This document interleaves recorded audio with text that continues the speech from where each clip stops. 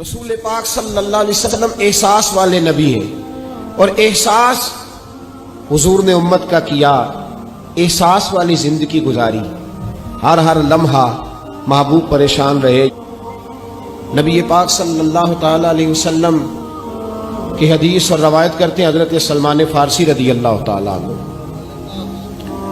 اور ساتھ ہیں سیدنا بلال حبشی رضی اللہ تعالیٰ عنہ۔ فرماتے ہیں ہم نہ گھر سے نکلے، حضور نے فرمایا ذرا جلدی چلو، ایک ضروری کام ہے۔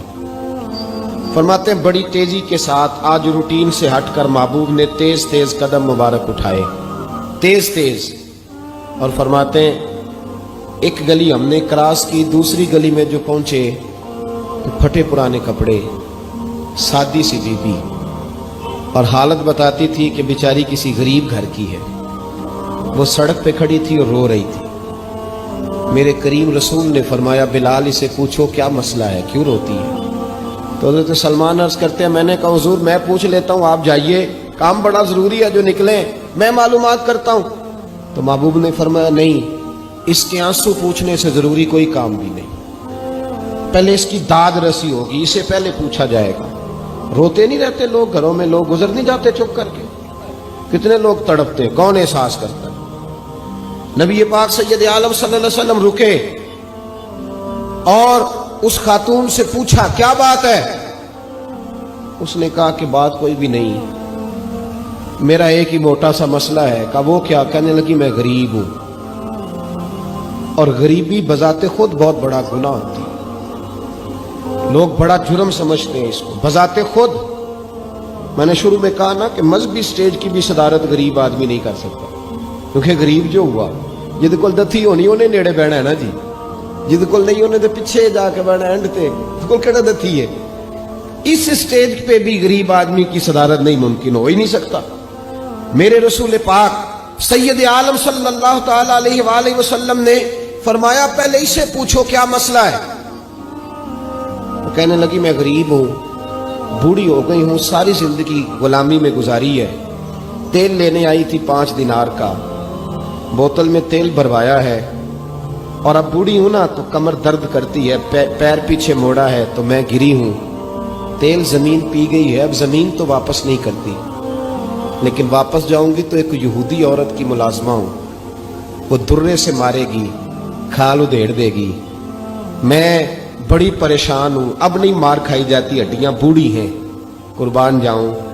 حضرت بلال کو حضور نے حکم دیا، فرمایا دوڑ کے گھر جا 5 دینار لا۔ فرماتے ہیں 5 دینار لائے، تیل خرید کے دیا، وہ پھر رونے لگی۔ فرمایا آپ کیوں روتی ہے؟ اس نے کہا بتایا نا غریب ہوں، غریب کا جرم کوئی نہیں ہوتا، لیکن پیس دیا جاتا ہے، پھر بھی مار تو اب بھی پڑے گی، اب کیوں پڑے گی؟ اور اس کرنے لگی محبوبہ مار اس لیے پڑے گی کہ دیر سے کیوں آئی ہے۔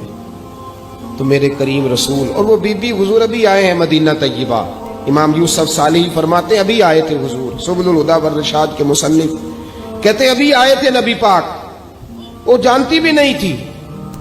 تو سید عالم صلی اللہ تعالی علیہ وسلم نے فرمایا اچھا مار پڑے گی؟ کہا ہاں۔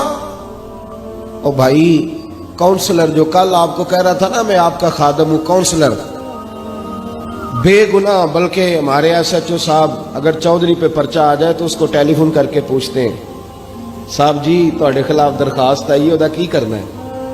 تو غریب آدمی بیچارہ، اس کی غلطی یہ تھی کہ وہ غریب تھا تو اس نے ریڑھی لگا لی چوک میں، اس کو دبوچ کے لے گئے، تینوں پتہ نہیں ایتھے نہیں کھلوئی دا، تو اس کے پاس کل انویسٹمنٹ ہی 5000 تھی، سارا لے گئے۔ پھر وہ کونسلر صاحب کے پاس چلا گیا، سر میرے نال چلے آ دے ذرا میں تھانے جانا ہے۔ انہوں نے کہا گڈی کرائی آ، پیسے ہیں نہیں ایویں تھانے جائی دا ہے۔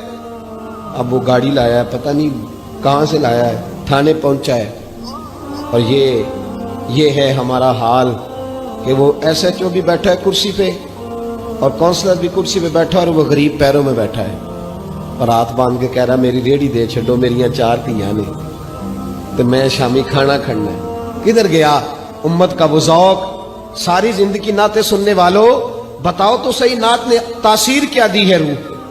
اگر ابھی بھی گھاڑی غریب کے پاس کھڑی نہیں ہوتی تو پھر کیا اثر ہوا ساری زندگی نعت سننے کا؟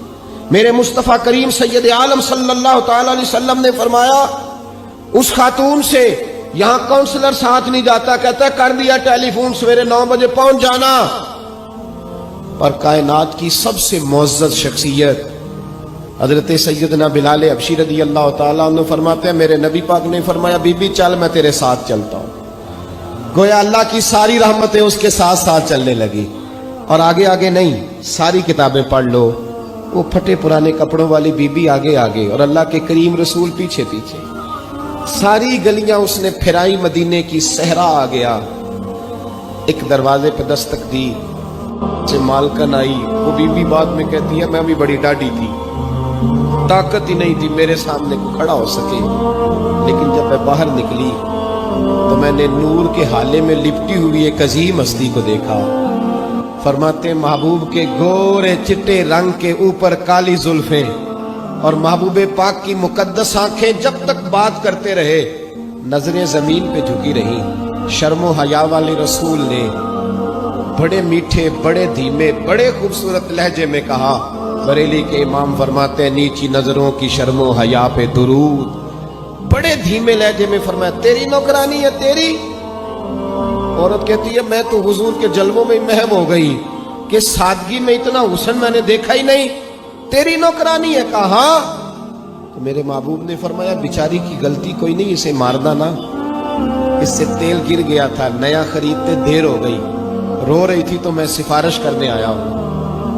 وہ خاتون کہتی ہے کسی کی نہیں مانی تھی، پر محبوب کے جملوں میں تاثیر اتنی تھی ککھ سواد نہیں مشری اندر اساں کھنڈا می چکھ ڈٹھیاں انہاں ساریاں شیواں نالوں گلاں سجن دیاں مٹھیاں. فرماتے ہیں نبی پاک صلی اللہ تعالی علیہ وآلہ وسلم نے فرمایا کچھ نہ کہنا. کہنے لگی نہیں کہتی، میرا وعدہ رہا، کچھ نہیں کہوں گی.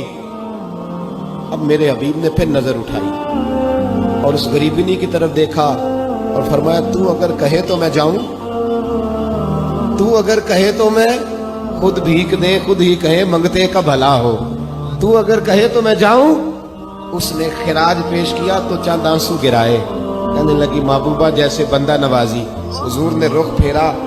حضرت بلال کہتے ہیں میں پیچھے رہ گیا تو وہ دونوں بیویاں دوڑ کے میرے پاس آئیں. کہنے لگی بتا تو صحیح ہے کون، یہ بتا تو صحیح کون تھے. تو حضرت بلال کہنے لگی تم نہیں جانتے. جناب بلال فرمانے لگے یہی تو ہیں جنہیں اللہ نے سچا رسول بنا کے بھیجا ہے. بیبیاں دوڑ کے آئیں. کہنے لگی محبوبہ دروازے تک آئے ہو تو خالی تو نہ لوٹاؤ، مہربانی فرماؤ ہمیں بھی کلمہ پڑھا دو. بھائی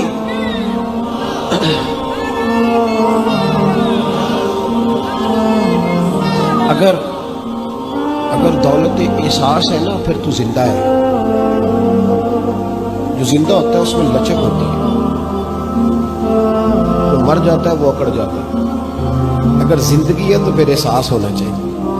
اگر تیرے اندر زندگی ہے تو پھر احساس ہے، اور اگر تیرے اندر احساس نہیں رہا نا تو پھر زندگی زندہ دلی کا نام ہے.